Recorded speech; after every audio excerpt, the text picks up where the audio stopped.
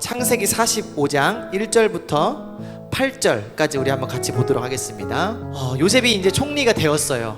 아까 우리가 영상에서 봤듯이 총리가 되었고, 또 하나님이 주신 지혜로서 요셉은 7년 동안의 그런 풍년, 그 기간에 지혜로서 기지를 발휘하게 됩니다. 그래서 그냥 곡식을 막 낭비한 것이 아니라 창고에 이렇게 막 모아두게 됐죠.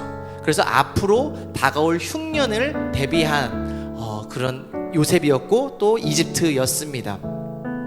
그런데 이제 전 세계에 가뭄이 들었고 기근이 일어났기 때문에 곡식이 애굽밖에 없는 거예요. 이집트밖에 없는 거예요. 그래서 전 세계 사람들이 어디로 모여드냐면 이집트로 오는 겁니다. 왜? 곡식을 얻기 위해서. 근데 마침 그 요셉의 형들, 또 아버지 야곱이 살았던 그곳에도 기근이 일어나게 되었어요. 그래서 그 가족을 먹여 살리기 위해서 형들이 이집트로 오게 되는 모습을 우리가 보게 되었습니다. 그래서 우리가 요셉이 맨 처음에 우리가 이제 17살 때 꿈을 여러분들 혹시 기억하시나요? 요셉이 꿨던 꿈이 무엇냐면 형들의 별이 자기의 별에게 절을 하는 꿈을 꿨다고 했죠. 요셉 앞에 무릎을 꿇고 탁 엎드려져 있는 형들의 모습을 우리는 영상을 통해서 보게 되었습니다. 정말 그 꿈이 이루어진 것을 우리는 보게 됐죠. 그러면서 이제 형들에게 자신의 존재를 이야기를 합니다. 5절에 이렇게 이야기를 합니다.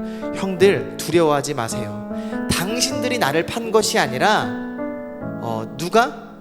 하나님이 나를 당신들보다 먼저 이 땅에 보내셨다라고 요셉이 이렇게 이야기를 합니다. 여러분, 요셉 어떻습니까? 굉장히 멋있죠. 근데 왜 그렇게 할 수 있었을까요? 요셉이 그렇게 할 수 있었던 이유는 7절에 이렇게 기록하고 있습니다. 하나님이 큰 구원으로 당신들의 생명을 보존하고 당신들의 후손을 세상에 두시려고 나를 당신들보다 먼저 보내셨다라고 이야기를 합니다. 요셉은요, 이제 내가 시간이 흐르고 보니까 내가 이 땅에 온 것이 그냥 우연하게 온 것이 아니라, 형들이 나를 팔아서 이 땅에 온 것이 아니라 하나님이 나를 이 땅에 오게 하신 것임을 깨닫게 된 겁니다.